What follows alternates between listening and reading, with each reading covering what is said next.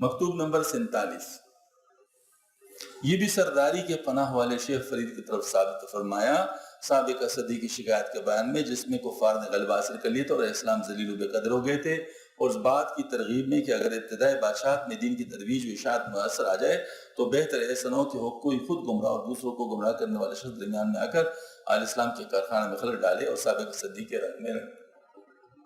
حضرت مجدد صاحب رحمۃ اللہ علیہ کا جو دور تھا بہت ہی زیادہ انحطاط کا دور تھا، اس میں نظریاتی لحاظ سے اور مطلب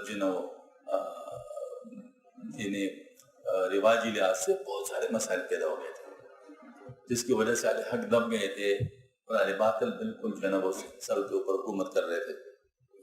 ثبتکم اللہ سبحانہ ولا جادت آبائکم الکرام علی افضل سید الکونین اولم وعلی بواقی ثانی الصلاۃ والسلام و تحیہ۔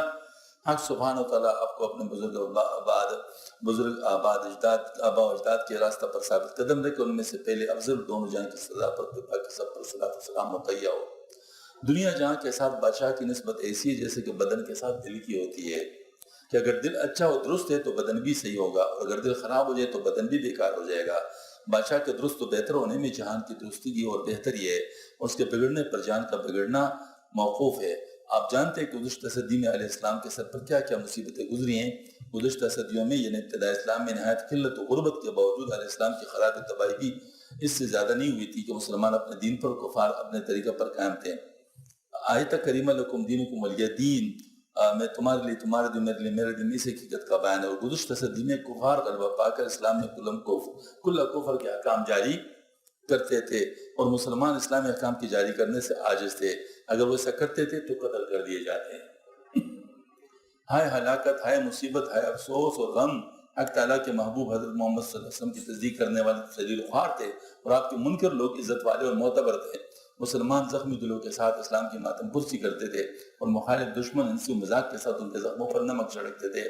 ہدایت کا آفتاب گمراہی کے پردے میں چھپا ہوا تھا، اور حقانیت کا نور باطل کے پردوں میں گوشگیر ہو گیا تھا۔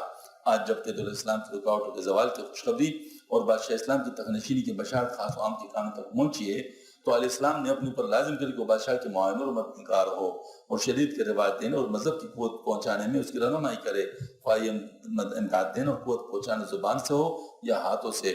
سب سے بڑھ کر امدادی کتاب و سنت اور اجماع امت کے مطابق مسائل شریعہ کو بیان کیا جائے اور کلامی عقائد کو ظاہر کیا جائے، تاکہ کوئی بدعتی اور گمراہ شخص درمیان میں آ کر راستے سے نہ ہٹا دے اور کام خراب نہ کر دے۔ اس قسم کی امداد علماء حقانی کے ساتھ مخصوص ہے جو کہ آخرت کی طرف توجہ رکھتے ہوں۔ دنیا دار علماء جن کا مقصد کمینی دنیا حاصل کرنا ہوتا ہے، ان کے صحبت زہر قاتل ہے، ان کا فساد متعدی ہے، یعنی ایک دوسرے کو لگنے والی ہے۔ گزشتہ صدی میں جو بھی مصیبت اسلام اور اہل اسلام کے سر پر آئی، وہ اس جماعت کی بدبختی و بےباکی کی وجہ سے آئی تھی، جنہیں لوگ علماء سو بادشاہوں کو راہ راست سے بھٹکاتے تھے۔ 72 فرقے جنہوں نے گمراہی کا راستہ اختیار کیا ہے، ان سب کے مقتدا و پیشوا یہی برے علماء ہوئے ہیں۔ بہت کم لوگ ہیں جو علماء کے بغیر گمراہ ہوئے ہوں، ان کی گمراہی کا اثر دوسرے لوگوں تک پہنچا ہو۔ اس زمانے میں اکثر صوفی نما جاہل لوگ علماء سو برے علماء کا حکم رکھتے ہیں۔ ان کا فساد بھی متعدی ہے، یعنی اس کی برائی بھی دوسروں تک پہنچتی ہے، اور ظاہر ہے کہ اگر کوئی شخص امداد کی طاقت کے باوجود کسی قسم کی مدد میں بھی کمی کرے، اسلام کے کارخانے میں خلل واقع ہو جائے، تو امداد میں کوتاہی کرنے والا شخص معطوف اور سزا کا مستحق ہوگا۔ اس لیے کم سرمایہ حقیر فقیر بھی چاہتا ہے کہ اپنے آپ کو دولت اسلام کے مددگاروں کے گروہ میں داخل کرے، اور اس بارے میں کوشش کرے۔ من کثر سواد قوم فهو منهم، جس نے کسی قوم کی جمعیت کو زیادہ کہ انہی میں سے ہوگا، کہ موافق امید ہے کہ اس بے استطاعت کو بھی اس بزرگ جماعت مددگاران اسلام میں داخل کر لے۔ یہ فقیر اپنے آپ کو بڑھیا کی طرح خیال کرتے جس نے اپنا تھوڑا سا سود لے کر یوسف علیہ السلام کے خریداروں کے سلسلے میں اپنے آپ کو شامل کر لیا تھا۔ انشاءاللہ عزیز جلدی فقیر خادم خدمت ہونے کی شرف سے مشرف ہوگا۔ آج جناب کی بزرگ ذات سے توقع کہ جب حق سبحانہ تعالیٰ نے آپ کو ذاتی طاقت و قوت اور بادشاہ کا قرب پوری طور پر عطا فرمائے، تو حضرت محمد صلی اللہ علیہ وسلم وعلی آلہ من الصلوات افضل و من التسلیمات اکبر کے شرک اور بات دینے میں خلوت و جلوت اور ظاہر و باطن کی کوشش کرتے رہیں گے، مسلمانوں کی ذات کو ذلت و پستی سے نکالیں گے۔ اس رکن نیاز کا مولانا حامد کا وظیفہ سرکار بلند اقبال سے مقرر ہے۔ گزشتہ سال حاضر ہو کر اس نے حضور سے حاصل کر لیا تھا، اس سال بھی امیدوار ہو کر حاضر ہو رہے۔ حق تعالیٰ آپ کو حقیقی و مجازی دولت نصیب فرمائے۔ حضرت کا اللہ تعالیٰ نے بڑی بصیرت عطا فرمائی تھی، بڑے ہی مشکل حالات تھے۔ ان مشکل حالات میں حضرت اسی طریقے سے خطوط کے ذریعے سے جو سرکردہ لوگ تھے ان کی رہنمائی فرمایا کرتے تھے، ان کے ساتھ روابط رکھ کر اپنی قلبی توجہ کے ذریعے سے، اپنی روحانی تصرف کے ذریعے سے اور اپنی عنایت و شفقت کے ذریعے سے ان کو اپنے قریب کر لیتے اور پھر اس کے بعد ان سے اس طرح دین کے کام لیتے رہتے تھے۔ یہ طریقہ حضرت کا تھا۔ اس وجہ سے حضرت نے اس طرح مختلف لوگ جو بااثر لوگ تھے، تب فرمایا جاتا ہے کہ تقریباً حضرت کے زندگی میں، یعنی اکبر کے زندگی میں 50% سے زیادہ درباری جو تھے اکبر کے، وہ حضرت کے معتقد اور مرید ہو چکے تھے۔ نتیجتاً وقتاً فوقتاً ان کے ذمے جو کام ڈالا جاتا تھا وہ کرتے رہتے، حتیٰ کہ جس وقت بادشاہ مر گیا تو خرم بادشاہ ہونا تھا، لیکن ان حضرات کی برکت سے خرم بادشاہ نہیں بن سکا اور جہانگیر کو بادشاہ بنایا جائے جو ان سے بہتر تھا۔ جہانگیر میں قوت ایمانی تھی، کیوں؟ وجہ کیا تھی کہ ایک دفعہ نور جہان نے کیا کہ چونکہ شیعہ تھی تو اس نے یہ طریقہ اختیار کیا کہ میں جو ہے نا مطلب ایران سے کسی ذاکر کو بلا کے مطلب یہاں پر محفل مناظرہ قائم کر کے بادشاہ کے نگرانی میں وہ کوئی ایسا مناظر ہو جو سنی مناظر کو شکست دے تاکہ بادشاہ بھی شیعہ ہو جائے۔ اس نے پوری منصوبہ بندی کی۔ وہ یہ کہ ان کو بتایا کہ آپ پہلے مختلف شہروں سے ہو کے آ جائیں، وہاں تجربہ حاصل کر لیں اور پھر آگرہ میں یہاں پر جو ہے نا مطلب محفل مناظرہ گرم ہوگا۔ تو وہ پہلے لاہور چلے گئے۔ لاہور میں انہوں نے پوچھا کہ یہاں کا سب سے مشہور آدمی کون ہے؟ تو انہوں نے کہا میاں میر رحمۃ اللہ علیہ، اس وقت بزرگ تھے، اللہ والے تھے، ان کے بارے میں کہا۔ تو انہوں نے کہا صوفی عالم ہے۔ انہوں نے کہا صوفی؟ انہوں نے کہا اس کا مطلب ہے بات ٹھیک ہوگی، کیونکہ صوفی کو شکست دینا تو آسان ہوتا ہے، صوفی تو نہیں مطلب اتنا وہ کرتا پرواہ چیزوں کا، تو لہٰذا میں مشہور ہو جائے گی۔ تو انہوں نے میاں میر رحمۃ اللہ سے ٹائم لے لیا، ٹائم حضرت نے دے دیا۔ سردی کے دن تھے، حضرت باہر تشریف رکھتے تھے، دھوپ تاپنے کے لیے بیٹھے ہوئے تھے صبح کے وقت۔ یہ جو ہے نا یہ آ رہا تھا اور ساتھ ان کے جو قریبی جو لوگ تھے جو اس علاقے کے شیعہ تھے وہ ساتھ آ رہے تھے۔ حضرت نے دور سے فرمایا کہ جو آگے آگے آ رہا ہے اس کا دل کالا ہے۔ خیر بہرحال وہ جو ہے وہ جب پہنچ گئے تو انہوں نے کہا آپ کون؟ نے کہا میں مداح رسول ہوں، مداح اہل بیت رسول۔ کہ واہ دل کو خوش کر لیا، یہ تو بڑی زبردست بات ہے، ہم بھی مداح اہل بیت رسول ہیں، تھوڑا سا مدد سناؤ نا اہل بیت کا پھر۔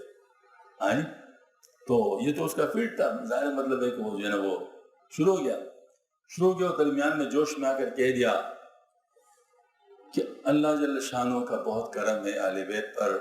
امام حسین رضی اللہ عنہ جب شہید ہو گئے تو جس جگہ پر وہ دفن ہوئے تو اس کے 40 میل تک ہر طرف سب لوگ کو اللہ پاک نے بخش دیا۔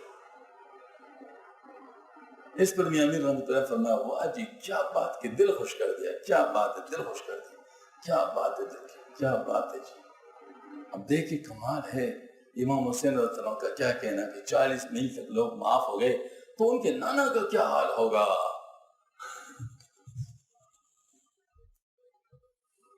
اب جب انہوں نے کہا تو فوراً ان کو پتہ چل گیا کہ میں تو گڑبڑ کر گیا، میں تو پٹ گیا، کیونکہ نانا کے پاس ہی ابو بکر صدیق رضی اللہ عنہ، عمر فاروق رضی اللہ عنہ، جنت البقیع ہے۔ ہاں جی، وہ سارے تو مطلب ظاہر ہے۔ اب یہ جو بات انہوں نے کی تو اتنا زیادہ اس کو غم ہو گیا کہ اسی وقت خاموشی سے منہ پیچھے کر کے وہ چلا گیا کہ ہم مزید بات کرنا فضول ہے، اور سیدھا ایران چلا گیا۔ نے کہا کہ اگر میں صوفی سے نہیں جیت سکا تو عالم سے کیسے جیتوں گا، یہ تو ممکن ہی نہیں، لہٰذا بس ٹھیک ہے جی میں واپس چلا گیا۔ اس کے بعد جو بہت بڑا تھا یعنی ان کا مناظر عبداللہ شوستری، ان کو انہوں نے بھیجا تو ان کو اس دفعہ نورجان نے کہا کہ سیدھا آگرہ آنا ہے، کہیں اور ادھر ادھر نہیں جانا۔ ہاں جی، سیدھا آگرہ پہنچ گئے، محفل مناظرہ ختم ہو گیا۔ جو سنی مناظر تھے اس نے پوچھنا شروع کر لیا کہ فلاں کے بارے جیسے خواجہ معین الدین چشتی امیر رحمۃ اللہ کیا کریں، زندگی کا فلاں کے بارے میں کیا، زندگی کا فلاں کے بارے میں کیا، زندگی کا سلیم چشتی رحمۃ اللہ علیہ جو تھے، جن کے اکبر بڑے معتقد تھے اور جن کے دعا سے جہانگیر پیدا ہوئے تھے، ان کا نام سلیم اس لیے رکھا گیا تھا ان کے نام پر. تو ان کے ساتھ بڑی عقیدت تھی جہانگیر کو، جو ہے وہ سلیم چشتی رحمۃ اللہ علیہ کے ساتھ. تو ان سے پوچھا سلیم چشتی کے بارے میں کیا، ہم نے کہا زندگی کا.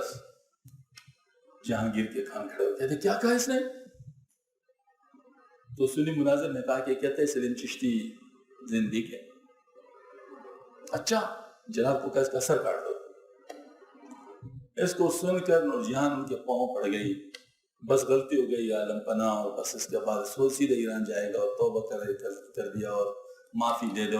ان نے کہا جان من، یہ تاریخی فکر ہے ان کی کتاب میں لگا ہے، جان من جان دادم ایمان نہ دادم. جان من میں جان دے سکتا ایمان نہیں دے سکتا، یہ اس کو مرنا پڑے گا. اور جلال نے اس کو مار دیا، اس کا سر مار دیا. عبداللہ شوستی ادھر ہی دفن ہے، آگرہ میں دفن ہے، اور ابھی تک اس پہ ماتم ہو رہا ہے. تو مطلب یہ ہے کہ یہ ایمان تھی اس میں، ایمان کا معاملہ تھا اس کے ساتھ. اس نے صاف کہہ دیا جانے من، جیسے صدام حسین جیسے بھی تھے، لیکن آخر میں کلمہ برملا پڑھ لیا تھا نا، سارے لوگوں نے سن لیا. تو ایسا ہوتا ہے بعض لوگوں کے اندر کوئی چیز ہوتی ہے، بے شک آگے پیچھے کچھ بھی ہو، لیکن بہرحال اللہ تعالیٰ ان کو یہ نصیب فرما دیتے ہیں. تو بہرحال یہ ہے کہ یہ جو ہے نا یہ بات کہ بادشاہ کے بارے میں تو حضرت نے ایسے مشکل حالات میں کام کیا ہے. پھر اللہ پاک نے جب جہانگیر کو بادشاہ بنایا تو بہت زیادہ لوگوں نے سازشیں کر لی، بس جو حضرت سے اس کو بدزن کرنا چاہا، جس میں کسی حد تک وہ کامیاب بھی ہو گئے تھے، لیکن بعد میں اللہ تعالیٰ نے ان پہ بات کھول لی. پھر تو حضرت کیسے معتقد ہو گئے کہ حضرت کو اپنے ساتھ رکھتے تھے، اور حضرت کا پیراہن ان کے پاس تھا، تو فرماتے تھے کہ یہی میرے لیے سرمایہ آخرت ہے، اور اس کو میرے ساتھ دفن کیا جائے گا، اسی برکت سے الحمدللہ اللہ تعالیٰ مجھے نجات عطا فرمائیں گے. تو یہ جو ہے نا پھر شاہ جہان بادشاہ جو تھا وہ تو باقاعدہ بیعت ہو گئے تھے حضرت سے. اور اورنگزیب علیگیر رحمۃ اللہ خواجہ معصوم رحمۃ اللہ کے بڑے خاص حضرات میں تھے، اور فتح عالمگیری انہوں نے اس تخت پر فقہا کو بٹھا کے لکھوائی، جس تخت کے اوپر بیٹھ کر اکبر فقہا کو صفحہ کہتا تھا.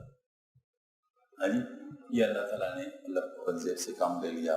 تو بہرحال حضرت نے اس کے اندر یہ بات بتائی ہے کہ جس وقت اسلام پہ مشکل حالات آ جاتے ہوں، اس وقت اگر اسلام کی بچانے کے لیے کوئی نظام ہو جائے اور بادشاہ اسلام جو ہے نا اس کو نافذ کرنے کی کوشش کرے، اس وقت سب کے اوپر یہ لازم ہے کہ وہ جو ہے نا بادشاہ کو سپورٹ کرے، کیونکہ اس وقت بادشاہ کی جو زندگی ہوتی ہے وہ پوری مملکت کے لیے. دیکھو میں آپ کو ایک بات بتاؤں، ہم لوگ تو نہیں جانتے نا، لیکن کفار جانتے ہیں اس چیز کو. ہماری خلافت کو کیوں ختم کیا گیا؟ کیونکہ ان کو پتہ ہے کہ خلافت کیا چیز ہے، حالانکہ کتنی کمزور کیوں نہ ہو، لیکن وہ لوگوں کی جمع کرنے کے لیے ایک ذریعہ بنتا ہے. لہٰذا انہوں نے سازش کی کہ ہمارے خلافت کو انہوں نے بالکل ختم کر دیا. اس طریقے سے مطلب یہ ہے کہ وہ یہ اکبر کے دور میں جو ہے نا ملا تو پیازا رحمۃ اللہ علیہ جو تھے، آپ حضرات کو شاید علم ہو گیا نہیں ہوگا، یہ سلیم چشتی رحمۃ اللہ علیہ کے خاص آدمی تھے.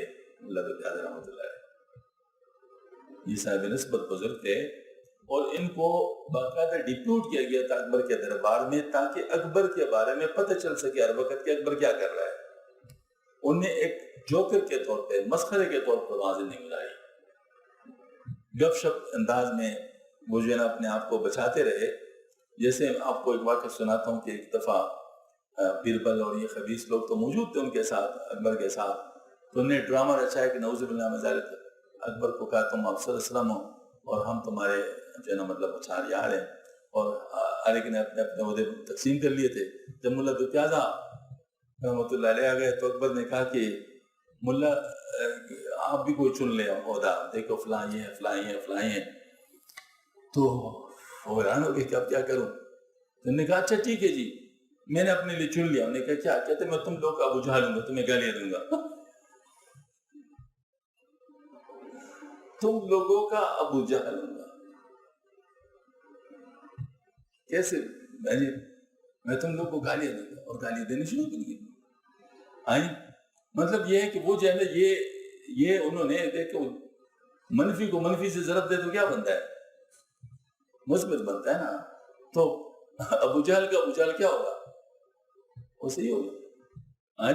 تو یہ کہ مطلب یہ ہے کہ انہوں نے اس طریقے سے اپنے آپ کو بچایا. بڑے واقعات ہیں ان کے ملا دجاج رحمۃ اللہ علیہ کے. تو ایک دفعہ ان خبیثوں نے یہ شرارت کی کہ ایک جوگی کو بلایا. وہ جوگی بڑے ماہر جوگی تھے. وہ اس طرح اندر زمین کے خشک زمین کے اندر گھس جاتے اور دوسری جگہ سے نکل جاتے.